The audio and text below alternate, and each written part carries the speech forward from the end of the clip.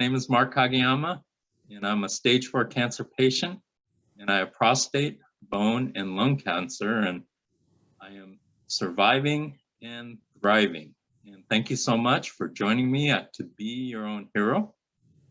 And I'd like everybody, if possible, to subscribe, like, and make a comment in the comment section of the video.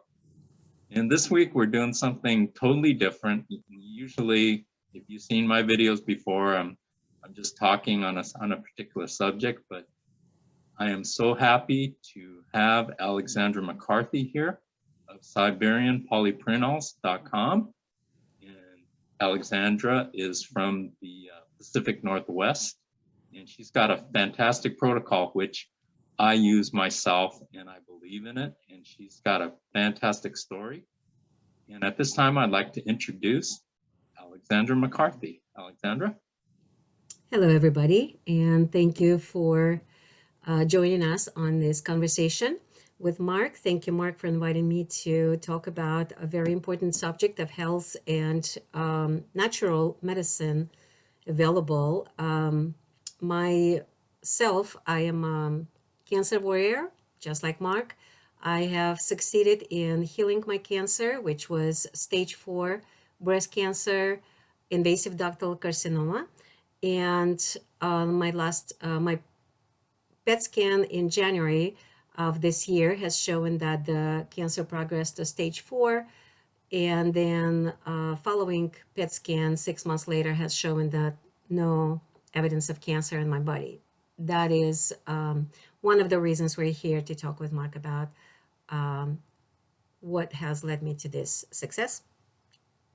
Fantastic, Alexandra. That's I want to be in your shoes, and I'm shooting for that hopefully very soon. Absolutely. So what was your life like before your cancer diagnosis? Well, I was a very anxious person, and I have basically ate anxiety for breakfast, lunch, and dinner. I slept with anxiety, woke up anxious, and it's some perpetual cycle I couldn't stop in my life.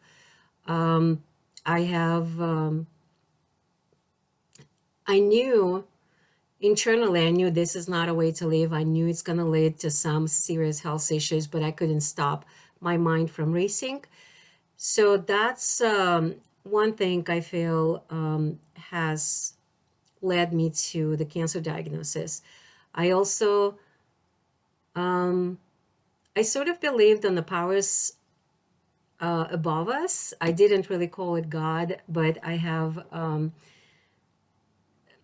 accepted the fact there's something greater than us, but I never listened to the voice of the greater than us or above us. This is why I feel so the anxiety was there overcoming the voice that I should have listened to. So that's my life before cancer. I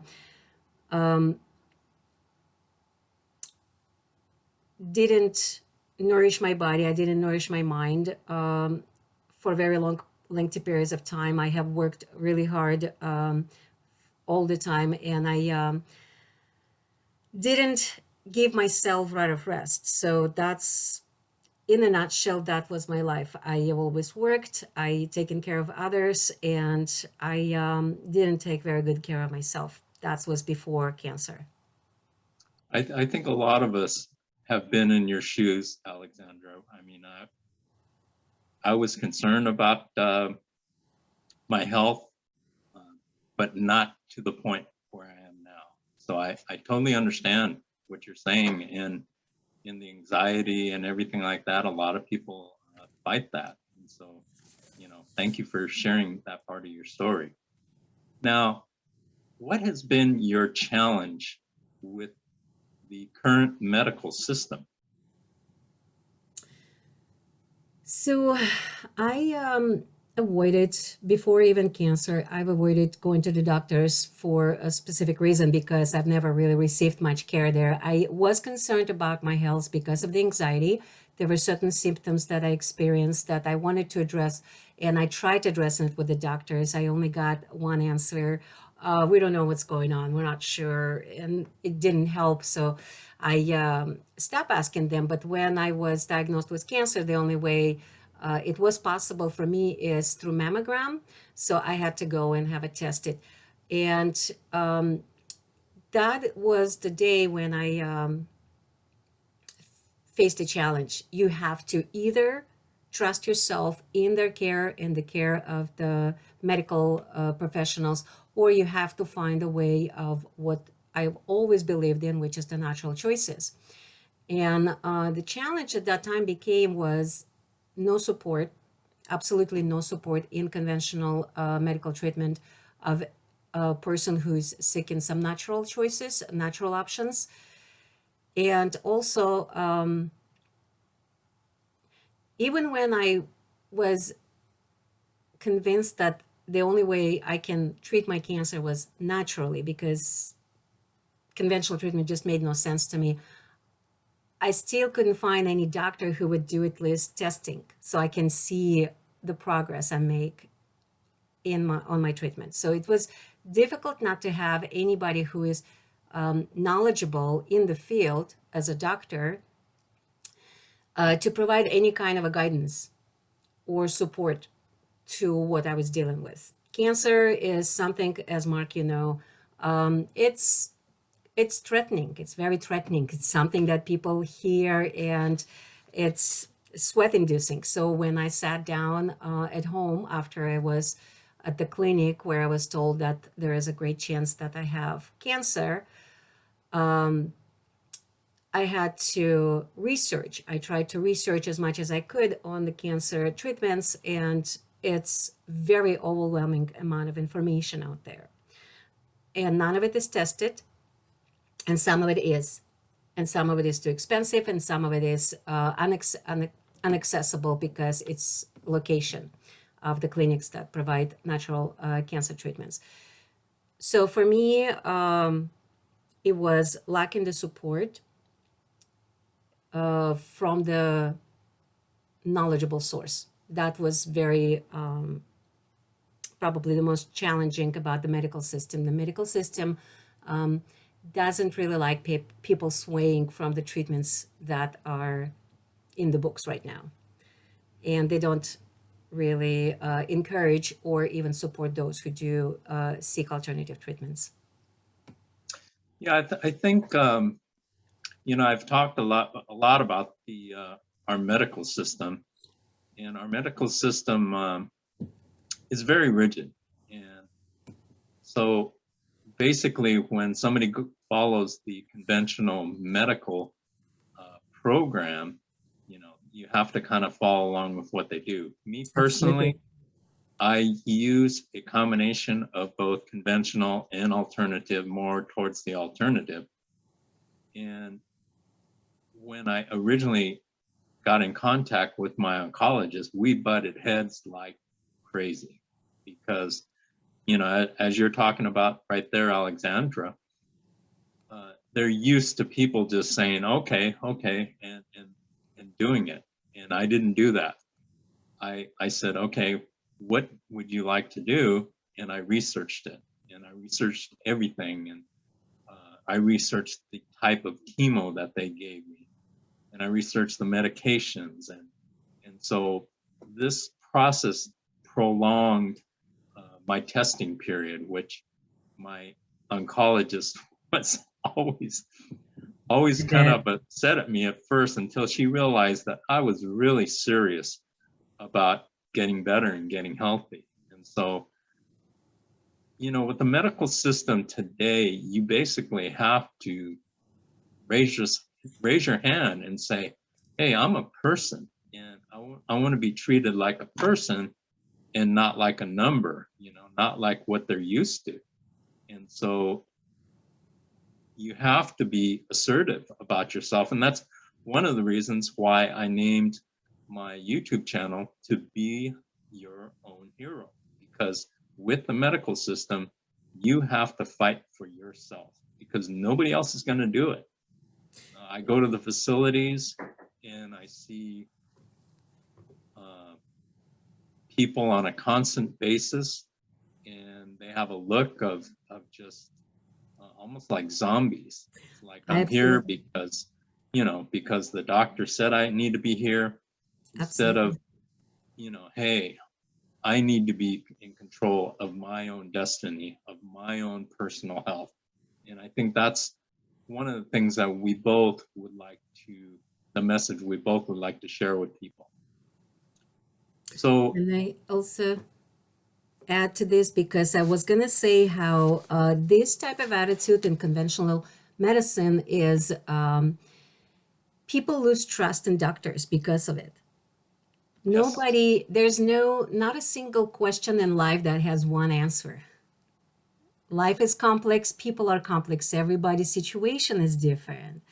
And for somebody who is in authority in the field of medicine to say this is it, this is how it is, it's just the people, we're actually intelligent being, and I don't feel that the doctors treat their patients as intelligent being, because being ridiculed and disregarded, that's what I've experienced in as a patient going to the doctors. And so they have lost my trust through their own actions. I have given a chance to the doctors many times. I am over 50 years old, and I have gone to the doctors in my life. It's not like I completely excluded that from my life experience, but whenever I did with my son or with myself to talk about health issues, I found there is no open ear there. They don't hear very well, they don't listen very well unless you follow their procedures. So I think this type of relationship needs to be fixed. It needs to be really worked on by the doctors, because they're losing patients right now. They're losing people who have to go on their own, become their own heroes, which is great. But some people do not find the solution. They do not find the solution on their own. That happens also. So I think it's really crucial that the both sides become very compassionate and akin to what other side want to say. well, I think one of the problems with our medical system is there's so many people there. I mean, every time I go to the facilities, it's packed. I mean, there's lines almost everywhere because, people are in the system. And so that's the way we get treated. The doctor is, constantly behind. If you go even mid-morning, they're already behind. And so that's where they get their attitude about treating you like a number. And unless you say something, unless you stand up, raise your hand and say, hey, I'm a person, and would like to be treated like one, they're just going to keep doing what they're doing. And, going back to the way the medical system is, and their attitude towards alternative natural solutions, medical doctors in the United States cannot prescribe uh, natural solutions. They are following a protocol set up by the drug companies. And so, they go to school and they don't even learn much about diet or any of the other things like that. And they're prescribing, all they do is prescribe drugs. Whatever the drug company supplies, that's what they're going to prescribe, because it is against the law for them to prescribe natural solutions. So, For the conventional treatment, because I also experienced medicine as an interpreter. I've interpreted a lot for in medical offices, and I have found that there are some doctors do offer natural solutions in the sense of diet adjustment, because they do have dietitians in hospitals and clinics. And there were instances when I interpret and the doctor says, you can have this diabetes under control, but you need to make some lifestyle changes. They will talk about it, and people themselves choose to take medicines that have pretty drastic side effects. mhm. They choose that. They just don't want to. And so I can see how the doctors sometimes, who actually really want to help and do know how to help their patients, also cannot, because people make choices. They choose to go the quick way without considering, without looking at the big picture of their health. Yeah, no, I mean, There are those professionals as well. that's great. I haven't met them down here. You're up in the Pacific Northwest, so, hopefully. Yes, we are influenced greatly with a lot of, we have Bastyr University, so there's a lot of naturopaths that are certified and registered to work as a naturopath in our area. We have integrative oncologists as well, which is a bigger topic actually to talk about what their role in our society here. Fantastic, fantastic. So what has been the hardest part of this journey for you?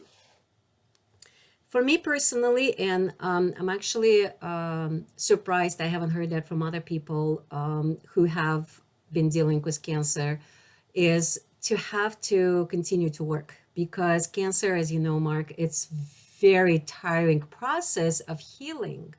Your body is saying, halt, stop, you need to rest. No matter what treatment you undergo, conventional or natural, you must rest. This is like huge part of your healing. You must rest to the degree that your mind just cannot accept how much rest you need. And that is why probably we were going and going and going until we got sick. So essentially, because I was not only unhealthy at the time when this happened, I also was financially completely ruined. And I had to continue working. I had to continue to provide for myself and for my son. And that was really hard part. I really don't know how people do that without, perhaps, if the family members can provide for them. It's very difficult part because of it. Nobody can suddenly stop their life and go to Bahamas and just linger on the sun, and just heal, which is what I wanted, really wanted to do. But I couldn't. I couldn't afford that, and I couldn't afford to stop working. So that was the hardest part for me. And I wonder how many people did struggle with that, just didn't want to mention, or is this something that's less common, is to have to be a provider while you're healing yourself? No, I totally understand what you're saying. It's when you have cancer, and I think back of when I was at my worst, I was going to bed at 6:30, 7 o'clock at night even. Absolutely, 'Cause I yep. was so exhausted. And, prior to that, I would be going to bed at midnight. So that was a big change. And then I'd wake up at 7 or 8 o'clock. And so I was sleeping a lot more. And so I totally understand what you're saying because you're weak. And I don't even know how you were able to work through all that. I mean, it's a very, very tough situation. I mean, I was so weak that for a period of probably 3 weeks, I didn't even leave my bedroom because I had Wow. a hard time walking across the room. It took me, you know, 10 minutes to walk across the room. And, you're at your weakest point. But that's a lot of times at the point when you have to make a lot of critical decisions for your life moving forward. So, you're battling a lot of different things all at once. I think really is it wasn't like I wasn't that weak at all. Like because I started and I've never done the conventional treatment, I really think the fatigue have come from that because your body is has to deal with a lot more. But mind body just had to support me in healing, and I support it with all different natural treatments that I have tried in the process. And I have tried quite a few. And I have to say that I felt absolutely fantastic most of the time, but some of the treatments, they did require nothing but rest. And not nothing but rest, but a big part of the treatment was resting a lot. Just I simply had to tell myself rest because that's what the healing would be. If I don't rest, I will counteractive. This would be counteractive action to what I'm doing, and I won't be healing. So that I've I've never felt that fatigue or that weak that I couldn't move or do certain things, but I knew that I needed to stop. I just needed to stop and just lay in bed, read book, watch movies, and just rest, really. And that was one thing that I had to continue not doing it all the time. So that was the challenge. But I hear you. I hear you when you say feeling also on top of it, maybe. And again, every person is different. Every cancer is different, so it's possible for every person to go through it differently. Yes, and there's no one size fits all when it comes to cancer. Everybody is different. And when I go to the hospitals or the facilities and I see all these people, and I always wonder, what is your story? What are you dealing with? Because I mean, me personally, I was dealing with three cancer, prostate, bone, and lung. Other people I talked to were dealing with colon cancer, with stomach cancer, on and on and on. So everybody's treatment is different. There's probably 30 to 40 different types of chemotherapy. So everybody is being administered differently if they're going conventional. So there's all these different things that, people have to understand that you're not going through exactly what I'm going through. There may be similarities, but there are going to be definite differences. So it's everybody's cancer journey is unique to them. And so, yeah, that's one thing that I thought was really, really interesting, moving forward, is the fact that, you know, in everybody's personality and everybody's makeup as a person is different too. And so the medical system never takes into account the person. True.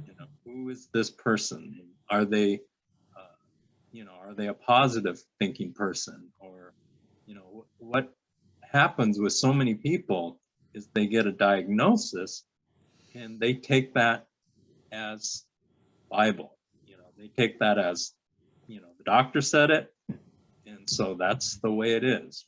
Hey, you've got 6 months to live, uh, and that's it. And so they put it in their mind, hey, I've got 6 months to live. What am I going to do in that period of 6 months?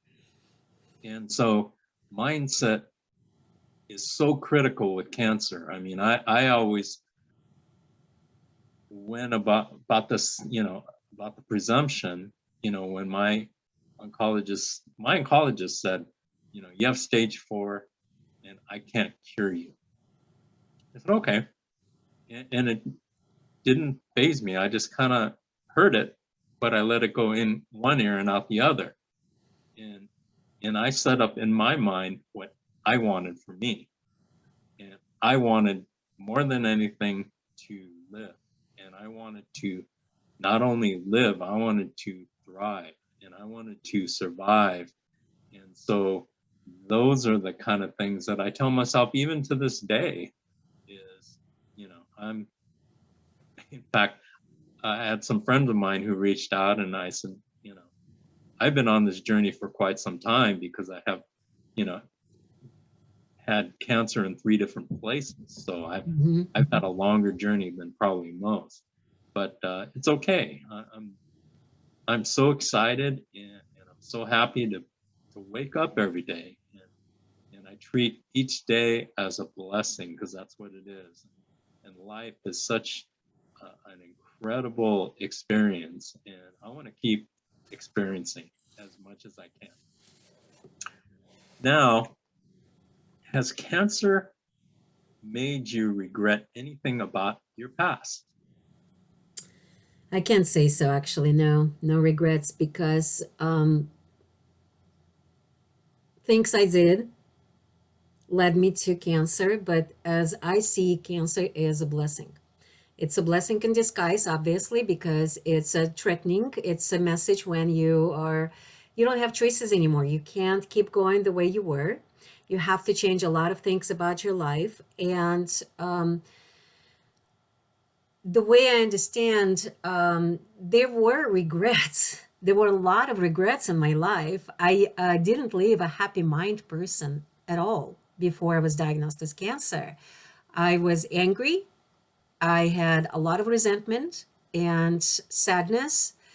And that mindset, as you said, it helps to heal when you change that, but it's also what makes you sick. So it's like, this is what brought me to my sickness. I was unable to let go of the resentments. I was unable to stop being angry at someone or something. And you can accumulate a lot of negative emotions and thoughts in your mind over lifetime. So when cancer did happen, when I had to go through the process of what am I going to do next, how am I going to go about it, and everything else, it was evident that I have to change my mindset completely. You can't, as Wayne Dyer said, you can't fix a problem with the same mindset that created it. So I had to come to my own senses. I had to come to the fact that I have to take responsibilities for everything I've done. That's huge. I'm still working on it. There's a lot of things that I have done because I always was very willful person, somebody who makes choices and acts upon it. And so the outcome of those choices was all mine. It's all my responsibility. I had to learn to be not just saying it, but living it, living the truths that I've acquired. And the only way you can change things of the past is by taking responsibility for everything that happened to you. That's huge, very big process of changing how you think about everything that happened to you. And this is probably why I can't say I have regrets about the past, because it led me to where I am. If I stopped living that very unhealthy lifestyle I did live, I wouldn't get to cancer. I wouldn't get to cancer. I wouldn't get to learn things that I have learned so far. And I've learned some most valuable lessons in my life, to be honest with you. Being put on the spot by becoming a cancer patient, I had to, I didn't have any more choice. I didn't have more choice. Certain things had to be faced, dealt with, and healed in order for me to survive.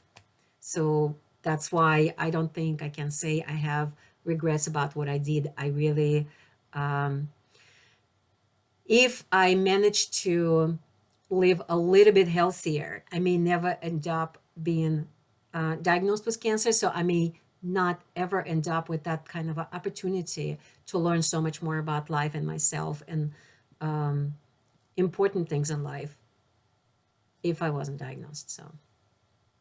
No, I totally understand what you're saying. Um, Me personally, I don't look backwards because one thing about the past is we can't change it. We can't change what's already happened. You know, you can think about it and use it as a guide, but you know, you cannot change what's already happened. And so what does that leave you? That leaves you with today and the future. And so I focus, um, you know, on my journey, I focus on today. And, you know, I'm also, you know, focusing out further because I have great confidence now that, you know, I'm going to be around. Whereas at the beginning of this year, I had no idea where I was going to be or if I was going to be at all. And so, because I was looking at a number of very invasive testing and you know, I've talked Yeah. about it before. I've been through so much, and one of the things that I've learned, in fact, real recently, is just how incredibly powerful the mind is, and Yep. these subconscious mind. And I'm working with a wonderful woman named Maria Motia in Greece, and she is a certified hypnotherapist. And I have learned so much about the mind and the suggestions that the mind accepts. And uh, Absolutely. it's fascinating. I am just totally fascinated. And And I was always interested in hypnotherapy, and I never had the opportunity until now to experience it. But I think it is, with the right person, which in my opinion Maria is, it's an absolutely incredible thing, and I know that it's also been very, very helpful in helping cure cancer patients as well, because I know the people that have done it. So it's Have something you that's very exciting. have you heard of movie called What the Bleep Do We Know? No. Oh my God, you absolutely have to see it because it's fantastic way. There's a lot of people are interviewed during that movie, and it's exactly basically a documentary about how things work. So how did they work in the universe? How did they work in us as a part of universal beings? And the mind, the way they explain there, I absolutely love it. It's very graphic. They show you how we create certain connections in our neurons, the brain neurons. And those connections, that's what we live by. That's why we habitually respond to certain situations in our life. So because I watched that movie several times, I love that movie, absolutely. I have watched it again and again, of course, when I was going through the healing process, because it does show me, it does help me to understand how I can rewire my own brain willfully. I can rewire to heal me, to help me to see things more positively, to let go of the past. Like you said, you can't change it, so I mean, why bother, basically? And what you have learned probably from the hypnotherapist, that's basically because many of those professionals that interviewed in that movie are work in the field of energy healing in science, and so that's fantastic collection of professionals you can learn from a lot, how our mind works and how we can rewire our own selves, how we can do it to help ourselves heal. Fantastic. How has the journey through cancer changed your mindset and your way of life? It helped me to understand that as a social worker in my heart, I really always wanted to help people. And my response to situations is very empathic. I read stories, or I hear stories, or I am hearing from someone. I always want to find a solution to every situation. And so when I hear of someone's trouble, somebody's depressed, I want this person's situation resolved. And what happened to me before cancer is that I was getting involved with people who needed help. I provided it, but at my own expense. I have neglected my own care. I have neglected my own love and loving myself. This type of codependent relationships are very unhealthy. So what I had to change is what I came to understanding, how not to bring people like that into my life. This is not healthy for the person, either person involved in a relationship of such nature. It doesn't mean I should stop helping people. This is not something I can control or want to control. This is beautiful to have that attitude in life, but I have to be very careful. Where do I invest my energy in? And that is one thing that cancer has taught me, or rather, God has taught me, because without God, I would not be able to go through this journey.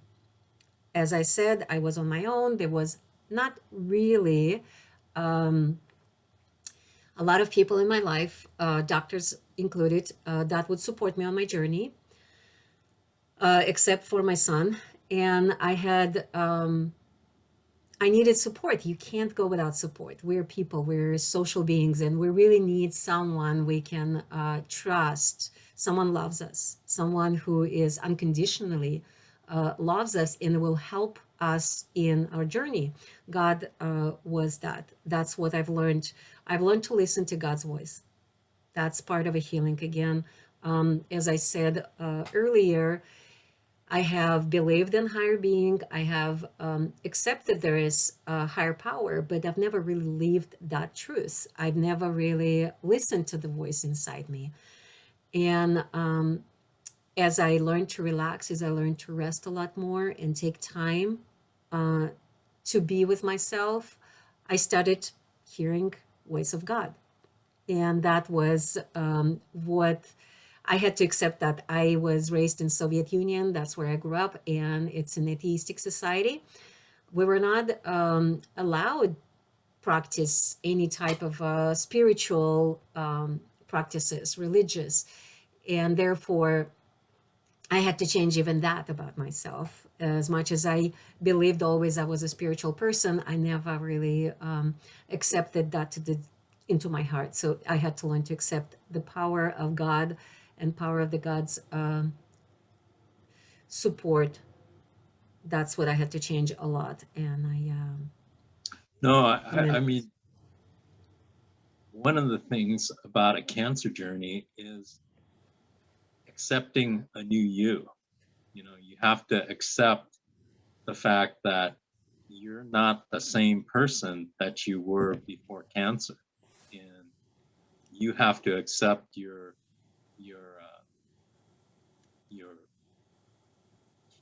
you know, you have to be accept that you're not strong. You're not physically strong. You know, I looked at it at like this. My body was very weak, and my health was very compromised. But the beautiful thing about it for me is the fact that my mind was very strong, very strong. And so that's what I relied on through this whole cancer journey, is the fact that I was using what I had. And, and I had my mindset and my mind.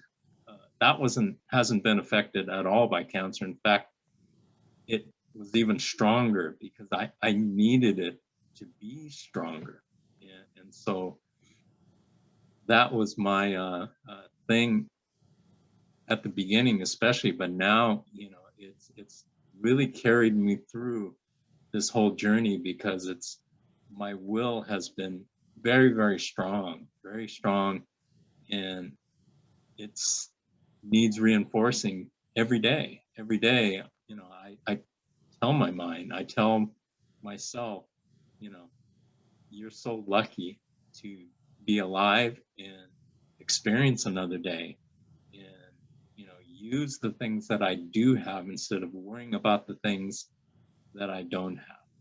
So that's, and I know the same thing, you know, is with you as Yeah, well. vulnerability, that's a very important bit, is you could say that you have to accept that. You're just a human. You're just a human being. And we probably raised in a way, you know, I mean, it's a survival instinct. We have to constantly do something about to survive, as that's how we see it. But the thing is, because particularly in my case, culturally, I was removed from the concept of God, I have relied on my own powers for everything. But I'm just a human. I can't do everything and succeed. You need help. And it is great when there is a great big community you're part of and they will help you. But even those great big communities rely on God a lot. So it's a really was a great discovery for me that I am a human. I can't do everything, and it's okay. It's okay. You know, one of the things that I did on the outset of my cancer journey is I immediately started reaching out to cancer patients and cancer survivors. Right. You have. And that's been an important part of the journey, because I wanted to learn from people who have been there or who are doing it. You know, I didn't want to hear it from somebody else who was reading from a book or had studied it, you know, without actually going through that. And when you talk to cancer patients and survivors, it's kind of like a fraternity or a sorority if you're a woman, because immediately cut through so much of the normal, getting to know the person. It, and that's what's been so fascinating about meeting people who have been there. In fact, that's been the way since I met you, is we immediately get down to what's really important. And that's, we both want to live, we both want to survive, and we both want to thrive. So how do we do it? And so that's a beautiful, beautiful bond that people connect with. And I immediately know within a minute or two whether I want to keep talking to somebody or not, because there are many cancer patients that are very negative, and I just don't want to Absolutely. deal with that.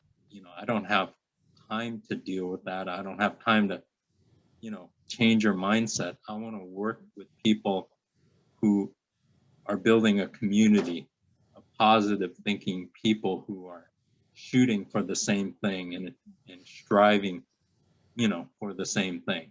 And that makes all the difference in the world. You think that sensitivity came from this experience, like to be able to vet people that should be part of your surrounding or not? Oh, absolutely. Absolutely. I've always been attracted to positive thinking people, but this has even accentuated that. Yeah, Mm-hmm. because I started off and I don't have time to waste. You don't have time to waste, Yep, because now that you learned, our yep. our life depends on us moving quickly and engaging with people who can help us in a positive way. And if I'm trying to uh, help somebody with their attitude, you know, I just don't have time to change somebody's attitude, because their attitude is their attitude. And Yeah, I always throw so things out there to suggest things, but inner workings of everybody's each different. person, yeah. Everybody's different. So what is different about the way you're handling your cancer situation versus other cancer patients? I would say responsibility, sense of responsibility. It's something that so far is not really common when it comes to your health. A lot of people rely on doctors and they feel doctors are almost gods because of this. They have experienced, observed a lot of advancements in medicine. I absolutely understand where this trust, this maybe belief comes from, the faith that doctors know best. And I believe in the past, it was absolutely true. When doctors have learned about the cause of diseases and the way to treat them. But I feel there's a disconnect at this point. Like you said, they're overwhelmed. Perhaps they don't have the right to think differently because of the way they're taught. And um, this is why us, each person, should take responsibility for the outcome of the treatment. Therefore, we have to do the research. I had to do a lot of research on health, on the cancer treatments, on what works, what doesn't. And I wanted to talk. I did talk to oncologists. I did talk to the naturopaths, the integrative oncologist as well, about treatments available, what they have used, what their experience is. And I found that weighing out all these options, this is what made sense to me. This is the approach I took. And what didn't make sense to me, I didn't. I had to take full responsibility for the outcome. When I dealt with cancer treatment, there was no scans done for me, right? Because I had cancer for 3 years and there were no scans done. Partially, I didn't really want to have a lot of type of testing, but it was also because it didn't seem to be needed because of my natural approach. I really felt good most of the time.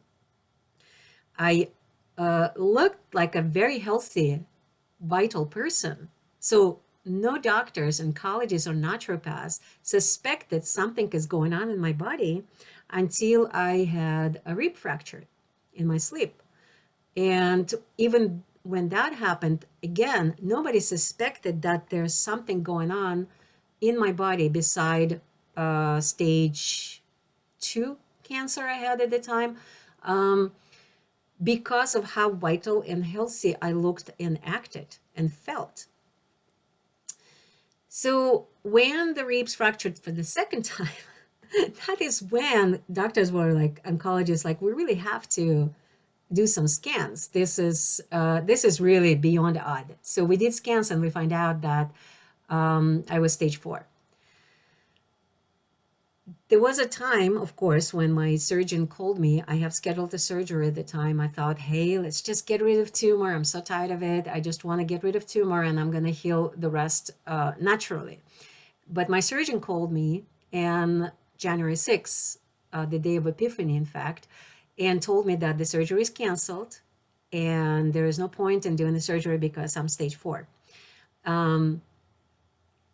There was a moment when I sat down and I was like, oh my God, what am I doing? Am I doing the right thing? Am I doing the right thing? I had to ask myself. Trust me, this was something I decided 3 years ago and I just was on it. No, every single day I ask myself, am I doing the right thing? And this is where I had to learn to listen to the voice of God.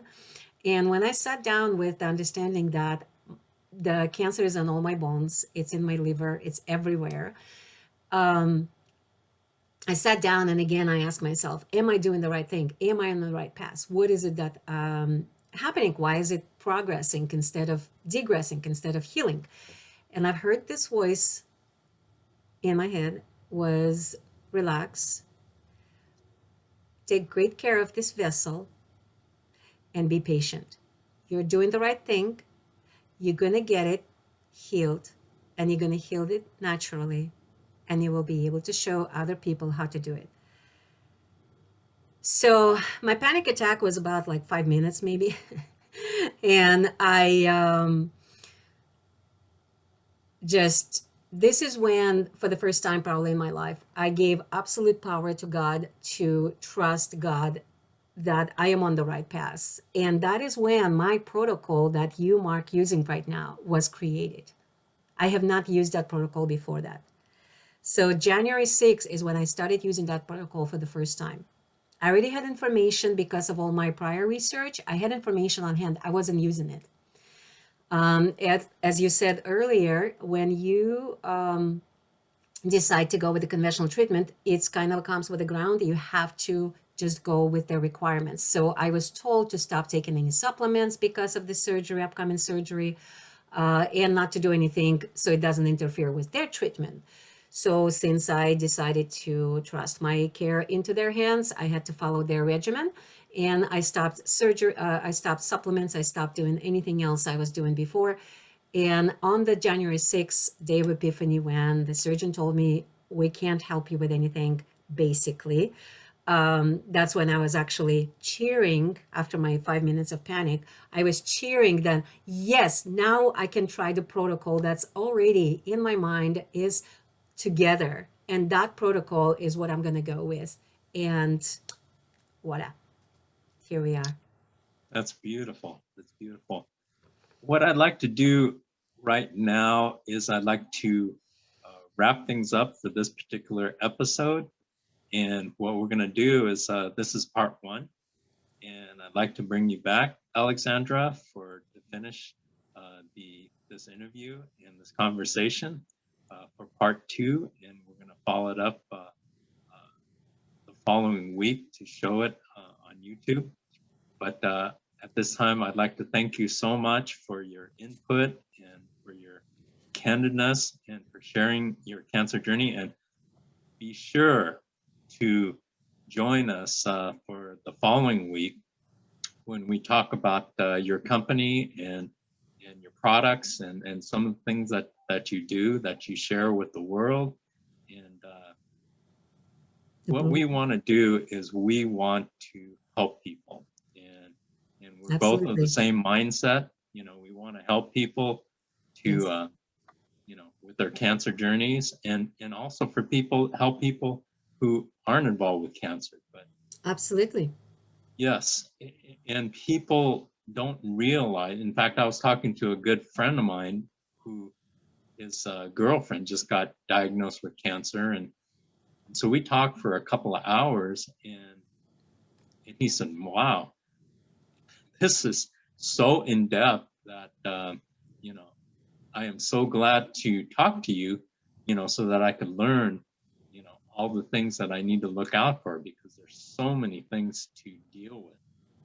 So at this time, I'd like to thank everybody for joining us here at To Be Your Own Hero, and make every day worthwhile. Make it a positive experience and live life and experience life, and enjoy what you have. Enjoy your health and appreciate your health, appreciate your opportunities, because you never know what's going to happen in life.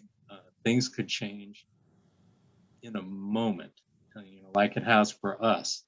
And it's just a matter of how you approach it. So be thankful and appreciative of every hour, every minute, every second of every day. And thanks once again for joining us here at To Be Your Own Hero. Please subscribe, like, and make a comment in the comment section. And have a fantastic week and weekend. And we'll be sure to see you next time on To Be Your Own Hero. Thank you so much, Alexandra. Thank you so much, Mark, for having me. Absolutely. Very wonderful topic, very important topic. And I really hope that some people find some answers through our conversation listening to it. Yes, absolutely.